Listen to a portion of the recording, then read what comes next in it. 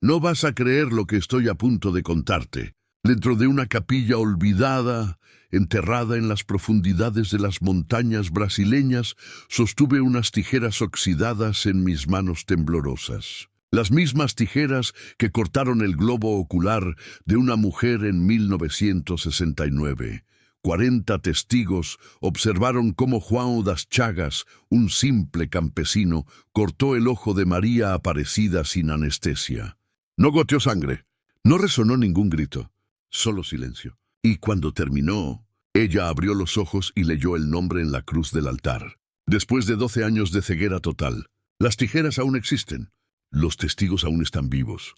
Y lo que sucedió aquella noche desafía todas las leyes de la medicina y la razón, pero espera hasta que escuches cómo encontré este lugar. Mi nombre no es importante. Lo que importa es que he pasado los últimos 15 años cazando milagros que el mundo olvidó, milagros que la iglesia enterró, milagros que la ciencia no puede explicar. Y este me persiguió durante 3 años antes de encontrarlo. Comenzó con un susurro. Una anciana en un mercado en Minas Gerais, vendiendo hierbas y velas. Vio la cruz alrededor de mi cuello y se acercó. «Buscas lo imposible», dijo. «Vi a São Rafael. Pero ten cuidado con lo que encuentres allí, San Rafael.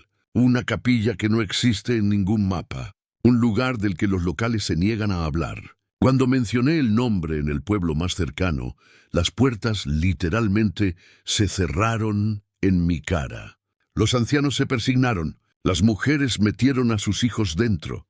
Miedo, no el miedo al mal, sino el miedo a algo demasiado poderoso para comprender. Me tomó 8 meses encontrar a alguien dispuesto a hablar. Su nombre era Sebastián, 79 años, viviendo solo en una casa que olía a humo de leña y oraciones antiguas. Él había estado allí. Lo había visto. La noche en que los ojos de María Aparecida fueron abiertos. ¿Quieres saber sobre João das Chagas?, dijo, sirviendo cachaza barata en 2 vasos. Era nadie. Un campesino. Nunca fue a la escuela. Ni siquiera podía escribir su propio nombre. Pero cuando ese médico alemán vino a través de él, se detuvo. Sus manos temblaban. Cuando el doctor Fritz vino a través de él, João das Chagas se convirtió en alguien completamente diferente. Dr. Augusto Fritz, un cirujano militar alemán que murió en 1918 durante la Primera Guerra Mundial. 51 años después, en 1969, estaba realizando cirugías en una capilla brasileña olvidada. A través del cuerpo de un campesino analfabeto, Sebastián me dibujó un mapa. Con la mano temblando, marcó la ubicación con una X. 12 kilómetros dentro del bosque. Sigue el viejo camino de mulas. Sabrás cuando estés cerca, porque lo sentirás. Tenía razón. Lo sentí. El camino desapareció después de 6 kilómetros. Lo que quedaba era apenas un sendero, cubierto de maleza, ahogado por enredaderas, tragado por el bosque. Dejé mi camioneta atrás y continué a pie. El aire cambió. Más pesado, denso de humedad y algo más. Algo observando. Los árboles aquí crecían diferentes, retorcidos. Sus ramas se extendían unas hacia otras como dedos artríticos intentando bloquear el cielo. El silencio era absoluto. Sin pájaros, sin insectos. Solo mi respiración y el sonido de mis botas, aplastando hojas muertas que parecían demasiado secas para una selva tropical. Entonces la vi. La capilla de São Rafael emergió de la oscuridad verde como un naufragio surgiendo del fondo del océano. Las paredes de piedra blanca, alguna vez prístinas, estaban ahora manchadas de negro con moho y musgo. El techo de tejas rojas se había derrumbado hacia adentro, dejando vigas de madera irregulares expuestas como costillas rotas. Las enredaderas estrangulaban la estructura, tirándola lentamente de vuelta a la tierra. Pero la puerta estaba intacta. Madera pesada, hinchada por la humedad, cubierta de extrañas marcas de arañazos. ¿De animal? ¿Humanas? No podía distinguirlo. Y sobre ella, talladas en el dintel de piedra, palabras en latín: hic manent miracula, Aquí permanecen los milagros. Mi mano temblaba mientras empujaba la puerta para abrirla. El interior era una catedral de decadencia. La luz del sol penetraba a través de agujeros en el techo, creando columnas de luz polvorienta que iluminaban partículas flotantes. ¿O eran algo más? El aire olía a piedra húmeda, madera podrida y algo dulce, casi como incienso, pero más antiguo, ancestral. Los bancos de madera se habían podrido hasta convertirse en armazones esqueléticos. Las paredes estaban cubiertas de pinturas descoloridas de santos, cuyos rostros habían sido devorados por la humedad, dejando solo sus ojos huecos mirando a la nada. Y allí, al fondo, el altar permanecía imposiblemente intacto, mármol, blanco, impoluto por la destrucción que lo rodeaba. Sobre él una caja de madera, cerrada con un candado oxidado que parecía no haber sido tocado en décadas, pero antes de poder acercarme, las vi. Las manchas, 7 marcas circulares en el suelo de piedra, cada una de aproximadamente 6 pies de largo, 3 pies de ancho, las dimensiones exactas de un cuerpo humano. Eran oscuras, casi negras, y sin importar cuánta lluvia había caído a través del techo roto durante 40 años, estas manchas no se habían desvanecido. Me arrodillé junto a una. La toqué. La piedra estaba fría, pero la mancha se sentía diferente, más suave, como si algo se hubiera quemado en la roca misma. La raspé con mi cuchillo. Nada, no estaba en la superficie, era la superficie transformada, cambiada a nivel molecular. Aquí era donde habían yacido las 23 personas que habían sido operadas por un hombre muerto. Déjame contarte cómo comenzó. João das Chagas nació en 1923 en un pueblo tan pequeño que desde entonces ha desaparecido de los mapas por completo. Creció cultivando. Se casó a los 19. Tuvo 7 hijos. Nunca aprendió a leer o escribir. Según todos los relatos, era poco notable. Un hombre simple viviendo una vida simple. Hasta el 15 de agosto de 1965. Esa noche, João estaba durmiendo en su pequeña casa cuando comenzó a gritar. Su esposa, Dona Conceição, lo encontró convulsionando en el suelo, ojos en blanco, espuma en la boca. Pensó que estaba muriendo. Llamó a los vecinos. Lo llevaron a la capilla, el único lugar en el pueblo con luz eléctrica, y lo acostaron en un banco. El padre Antonio Ferreira, el sacerdote del pueblo, administró los últimos ritos. La respiración de João se hizo más lenta. Su cuerpo se puso rígido. Todos pensaron que había terminado. Entonces sus ojos se abrieron, pero ya no eran sus ojos. Wo bin ich, dijo. ¿Dónde estoy? En perfecto alemán. João das Chagas, que nunca había salido de su pueblo, que nunca había escuchado un idioma extranjero en su vida, estaba hablando alemán. Su voz era diferente, más profunda, autoritaria, con un distintivo acento prusiano. Se sentó, miró sus manos como si las viera por primera vez. Luego miró al padre Antonio. «Soy el doctor Augusto Fritz», dijo. Ahora en portugués, pero con ese mismo acento alemán marcado. He sido enviado para continuar mi trabajo. Necesitaré instrumentos. Instrumentos quirúrgicos. Tráiganme cuchillos, tijeras, agujas, hilo. Voy a operar. El padre Antonio pensó que estaba presenciando una posesión demoníaca. Comenzó a recitar oraciones de exorcismo. Pero João, o Fritz, simplemente sonrió. No soy tu enemigo, padre, soy un médico, y he venido a curar. 3 días después, llegó el primer paciente, Manuel dos Santos, 57 años. Un tumor en su abdomen del tamaño de una toronja. El hospital más cercano estaba a 300 kilómetros de distancia y le habían dicho que le quedaban 3 meses de vida. No tenía nada que perder. João das Chagas lo acostó sobre una mesa de madera en la pequeña sacristía de la capilla, sin anestesia, sin esterilización más allá de calentar el cuchillo de cocina en la llama de una vela. El padre Antonio y 12 aldeanos observaron cómo los ojos de João se ponían en blanco. Su cuerpo se endurecía y esa voz alemana emergía, Ich werde jetzt operieren, anunció el doctor Fritz. Ahora voy a operar. Cortó el abdomen de Manuel con movimientos firmes y precisos, sin vacilación. La incisión fue limpia, profesional. La sangre fluyó, pero no excesivamente. Manuel jadeó, pero no gritó. Sus ojos estaban abiertos de par en par con shock. No dolor, sino shock. Puedo sentir presión, susurró Manuel, pero ningún dolor. ¿Cómo es que no hay dolor?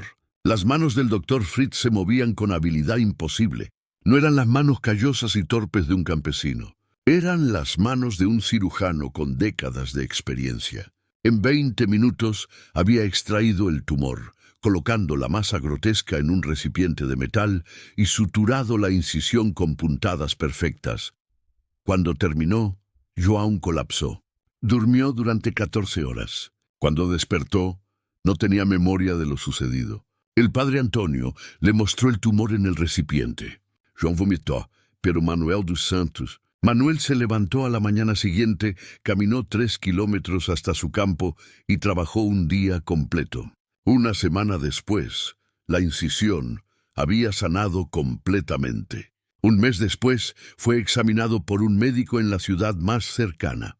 Sin tumor, sin cáncer, sin cicatrices, excepto por la línea delgada a través de su abdomen. La noticia se propagó como fuego. Durante los siguientes 4 años, 22 personas más vendrían a esa capilla, cada una desesperada, cada una más allá de la ayuda médica, y cada una sería operada por un hombre que no debería haber sido capaz de hacer lo que hizo. Pero fue la 23ª cirugía, la última, la que sellaría el destino de la capilla y obligaría a João das Chagas a esconderse por el resto de su vida. La cirugía que 40 personas presenciaron. La cirugía que involucró los ojos de María Aparecida. La cirugía con las tijeras oxidadas. Entre 1965 y 1969, la capilla de São Rafael se convirtió en algo entre un hospital y un sitio de peregrinación. Los pacientes llegaban en la oscuridad de la madrugada, guiados por la fe y la desesperación. Venían de cientos de kilómetros de distancia, algunos caminando durante días, otros llevados en camillas improvisadas por familiares que habían vendido todo lo que poseían por una última esperanza. El padre Antonio documentó todo en diarios, encuadernados en cuero que mantenía guardados, bajo llave en la sacristía. Encontré esos diarios, o más bien, ellos me encontraron a mí, pero esa es una historia para otro momento. Según sus meticulosos registros, las cirugías se volvieron progresivamente más imposibles.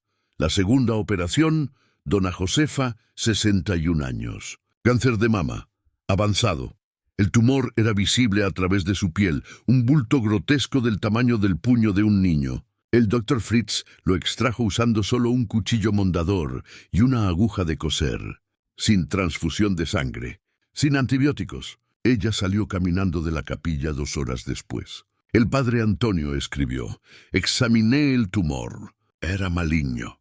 Conozco el cáncer cuando lo veo, pero Josefa está viva hoy, 5 meses después, y no muestra signos de enfermedad. ¿Cómo? La 5ª operación.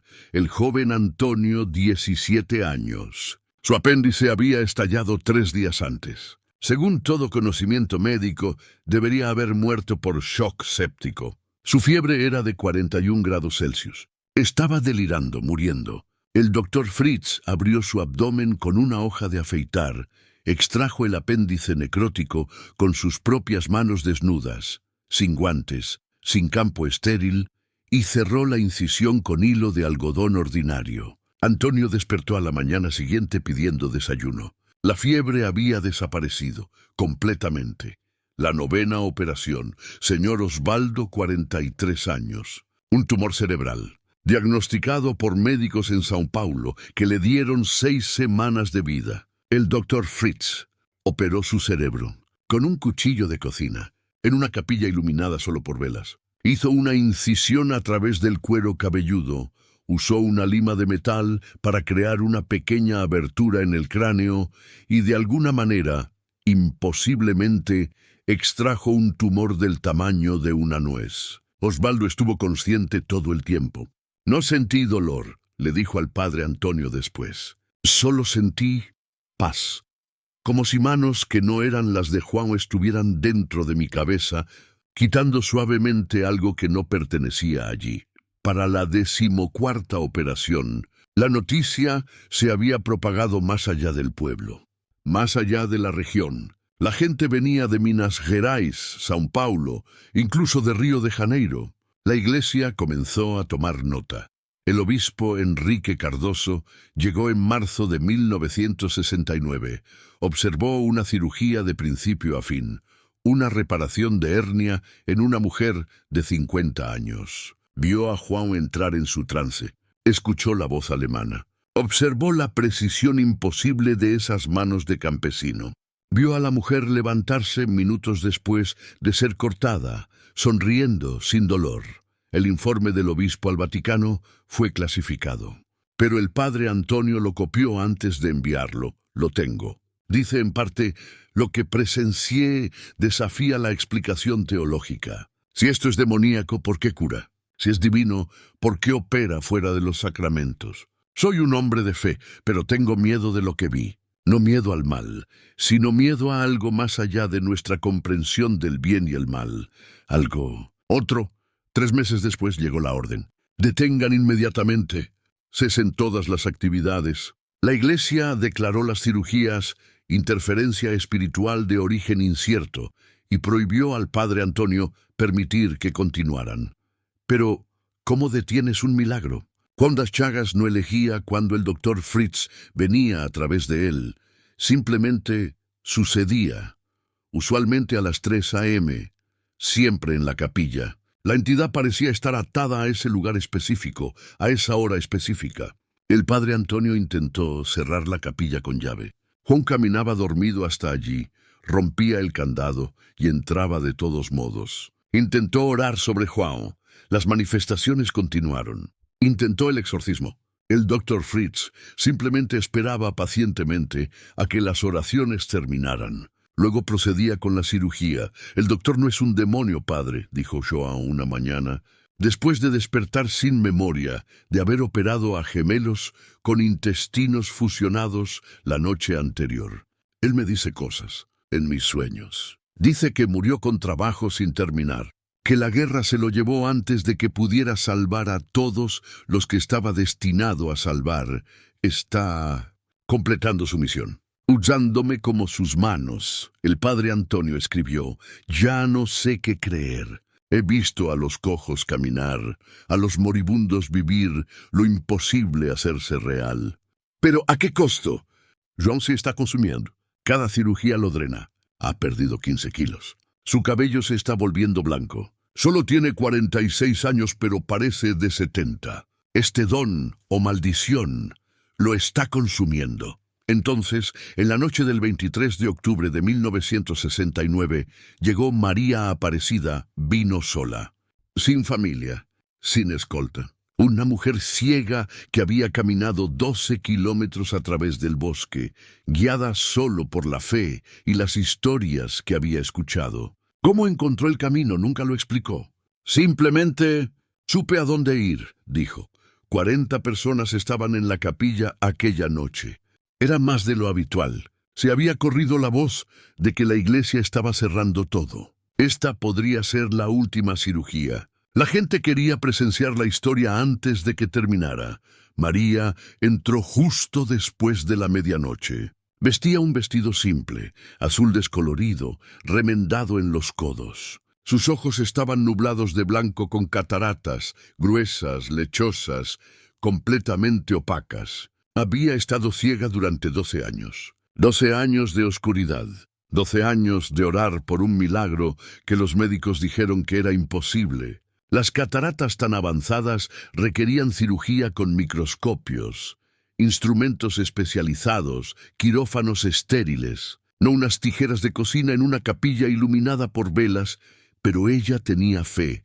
Juan das Chagas ya estaba en su trance cuando ella llegó. Sentado rígido en una silla de madera cerca del altar, ojos en blanco, respiración superficial. El padre Antonio había intentado enviar a todos a casa para prevenir lo que sabía que venía.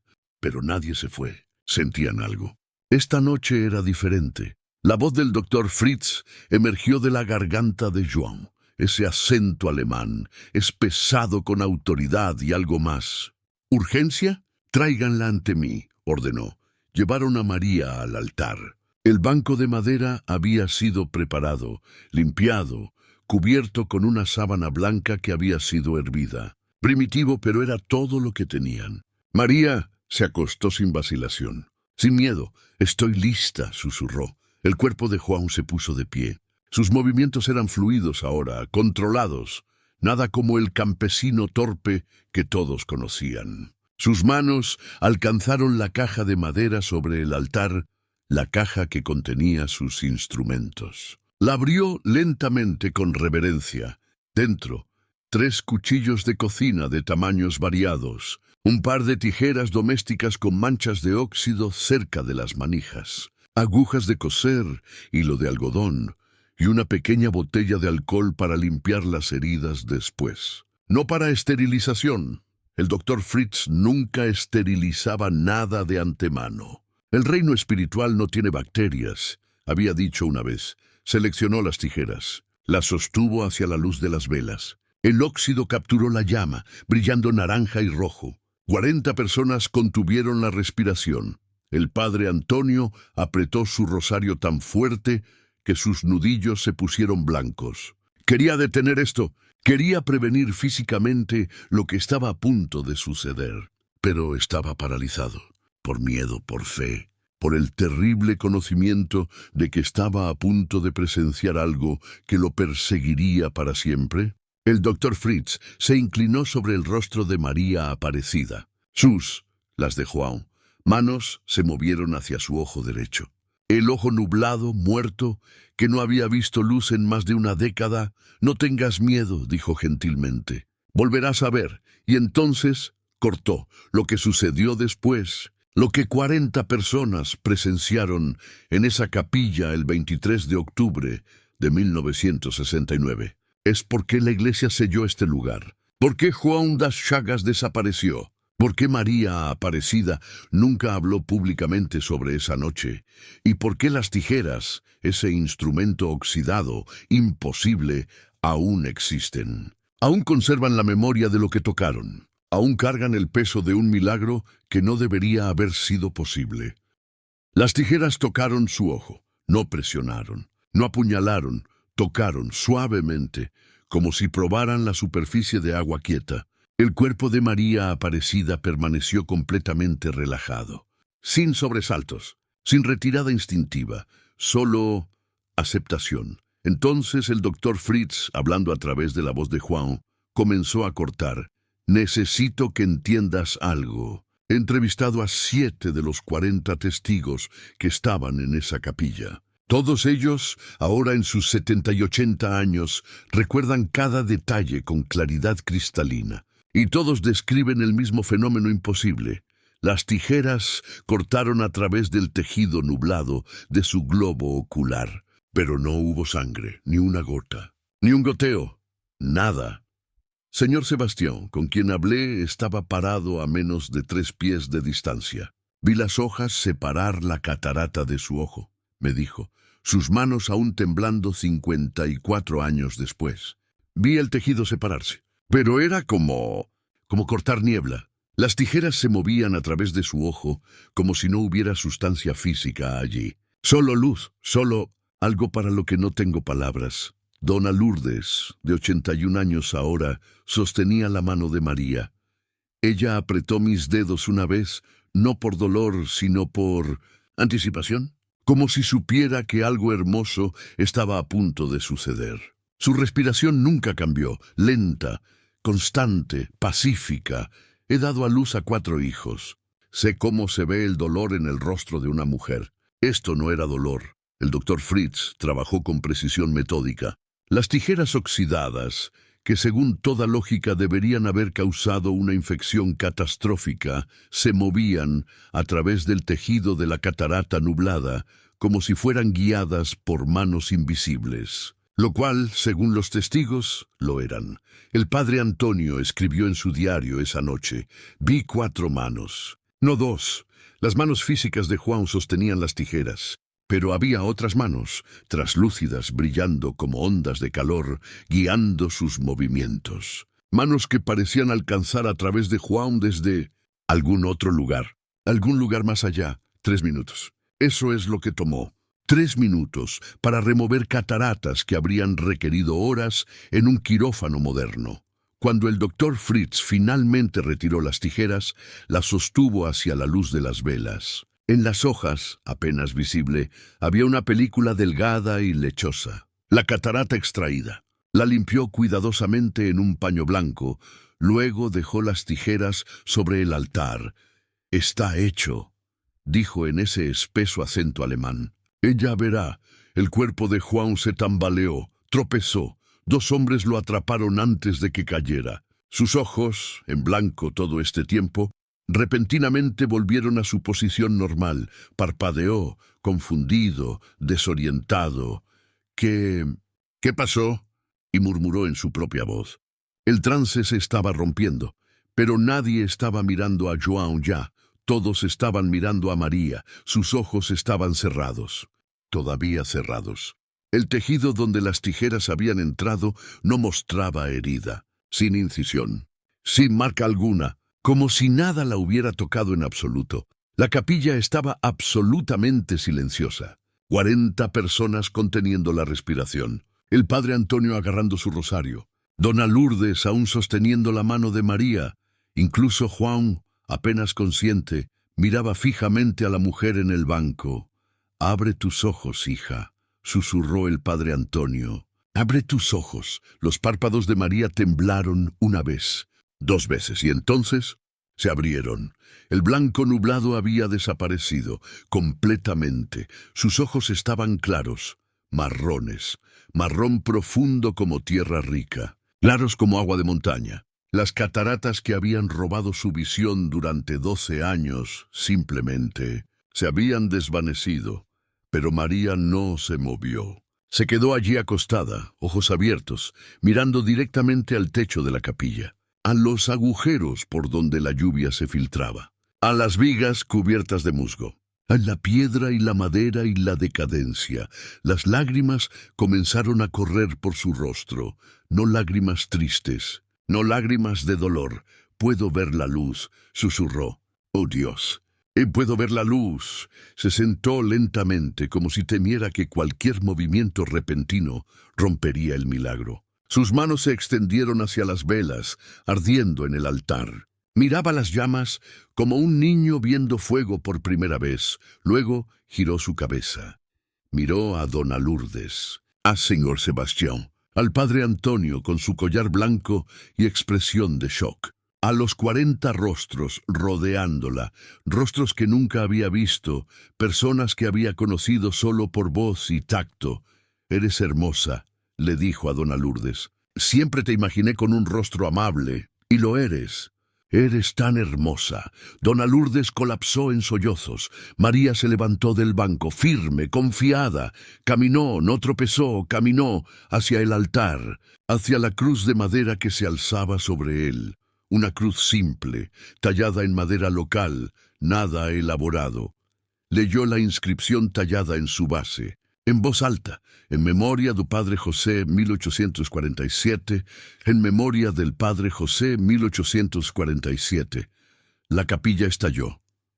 No en celebración, todavía no, en shock, en asombro, en la terrible y abrumadora comprensión de que acababan de presenciar algo que no debería existir. Algo que violaba todas las leyes de la medicina, la física, la biología. Algo que probaba, innegablemente e irrefutablemente, que hay fuerzas en este universo más allá de la comprensión humana. Algunas personas cayeron de rodillas, orando. Otras corrieron afuera, abrumadas, necesitando aire. Varias personas vomitaron por la pura intensidad emocional. El padre Antonio se quedó congelado, rosario colgando de sus manos temblorosas, susurrando la misma frase una y otra vez. «Perdóname. Perdóname por dudar». Juan das Chagas colapsó completamente. Lo llevaron a la sacristía, donde durmió durante 18 horas. Cuando finalmente despertó, no tenía memoria de la cirugía, no tenía memoria del doctor Fritz, no tenía memoria de haber cortado el ojo de María, pero sus manos eran diferentes. Los callos habían desaparecido completamente. Sus palmas estaban suaves, delicadas, como las manos de alguien que nunca había trabajado un día en su vida, como las manos de un cirujano. Volvieron a su textura áspera de campesino durante los siguientes 3 días. Pero durante 72 horas, Joan das Chagas tuvo las manos del doctor Augusto Fritz. María Aparecida se quedó en el pueblo durante una semana. Durante ese tiempo fue examinada por el doctor Enrique Costa, el médico más cercano, quien viajó desde la ciudad específicamente para documentar lo que había sucedido. Su informe, del cual tengo una copia, dice: paciente presenta córneas completamente claras, sin cicatrices, sin marcas quirúrgicas de ningún tipo, agudeza visual probada en 20/20 en ambos ojos, sin explicación médica para la recuperación de cataratas de esta severidad. Diagnóstico previo confirmado por oftalmólogo en Sao Paulo. Condición actual: imposible. En el 8º día, María desapareció. Se fue antes del amanecer, sin decirle a nadie a dónde iba. Algunos dicen que se unió a un convento. Otros afirman que se fue al bosque profundo para vivir como ermitaña, temiendo que hablar del milagro de alguna manera lo deshiciera.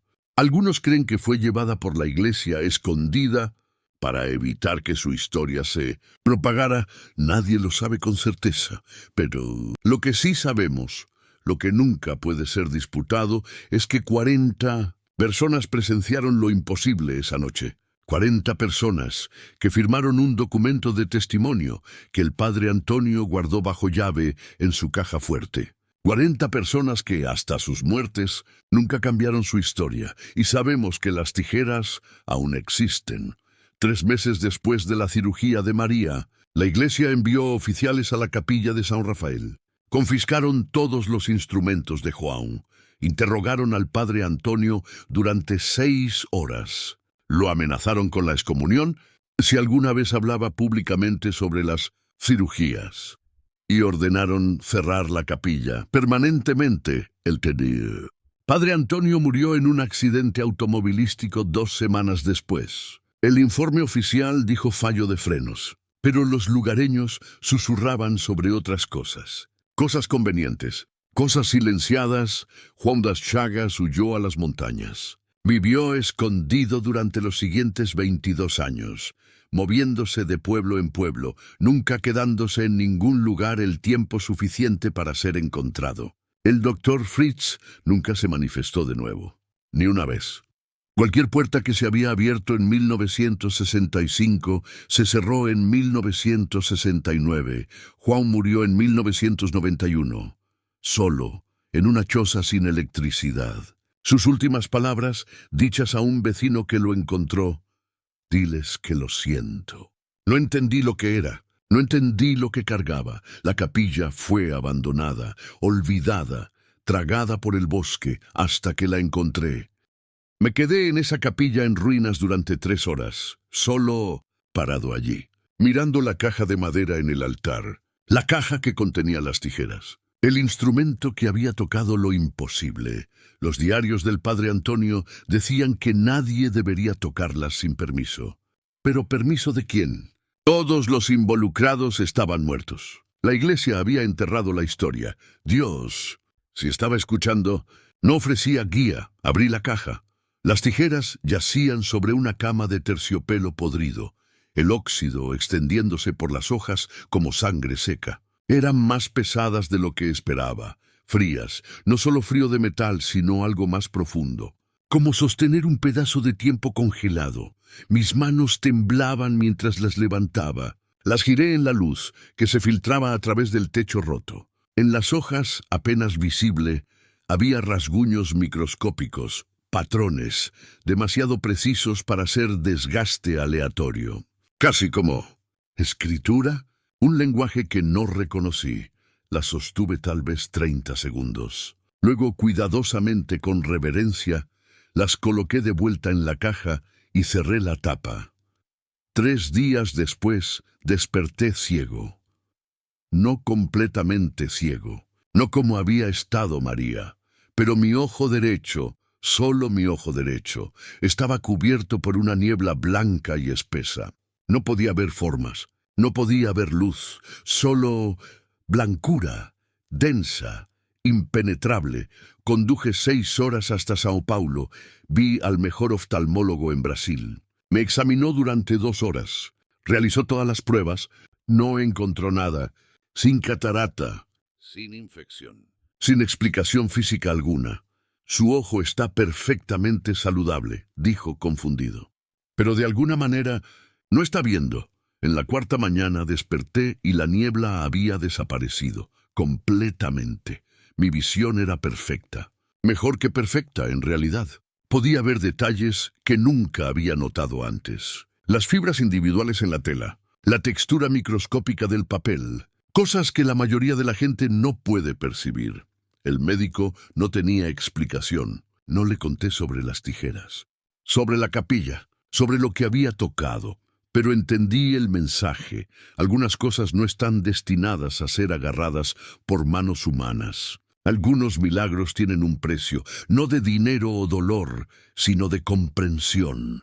Un recordatorio de que no estamos en control, que hay fuerzas, entidades, realidades, más allá de nuestra comprensión. Y cuando las tocamos, incluso brevemente, ellas nos tocan de vuelta. Entonces, ¿qué hacemos con João das Chagas? ¿Con el Dr. Fritz? ¿Con María Aparecida y las 23 cirugías que no deberían haber sido posibles? La ciencia no tiene respuesta. La iglesia no tiene respuesta. La medicina no tiene respuesta, pero tal vez ese sea el punto. Tal vez los milagros no están destinados a ser explicados. Tal vez están destinados a ser experimentados, presenciados, llevados en nuestros corazones como prueba de que este mundo material, lógico, racional, no es todo lo que existe. La fe no se trata de comprender. Se trata de aceptar que algunas puertas se abren a habitaciones que no podemos ver. Algunas manos alcanzan desde lugares que no podemos nombrar. Algunas curaciones ocurren a través de métodos que no podemos replicar. Y a veces, en capillas olvidadas, enterradas en montañas que ningún mapa recuerda. Lo imposible se vuelve real. La capilla de São Rafael aún está en pie. Apenas. Otra década y el bosque la tragará completamente. La caja con las tijeras permanece en el altar. ¿Cuánto tiempo antes de que la humedad las destruya? Antes de que el óxido consuma la última evidencia de lo que sucedió allí. Te estoy contando esta historia ahora porque pronto no quedará prueba física. Solo testimonios, solo recuerdos, solo fe.